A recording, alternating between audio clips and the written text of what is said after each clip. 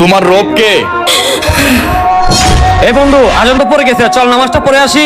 আরে বেটা, তুই তো নামাজে যা, আমারও তো নামাজ পড়ার সময় নাই। হায় রে, তুই একদিন বুঝবি নামাজের মর্ম। আরে যা যা, তুই এত কথা বলিস না, যা। আমি তো জানি না। তোমার দিন কি? আমি তো এসব জানি না। তোমার নবী কে? না না, আমি এসব কিচ্ছু জানি না। যাও, তুমি জাহান্নামে চলে যাও। তুমি আল্লাহ তাআলার একজন পাপিষ্ঠ বান্দা। না না, আমাকে জাহান্নামে দিয়েন না, কারণ আমি জাহান্নামের আগুন সহ্য করতে পারবো না। এই তোমার রব কে? আল্লাহু আকবার। আসসালামু আলাইকুম রহমতুল্লাহ। আসসালামু আলাইকুম রহমতুল্লাহ। আল্লাহুম্মা আমিন।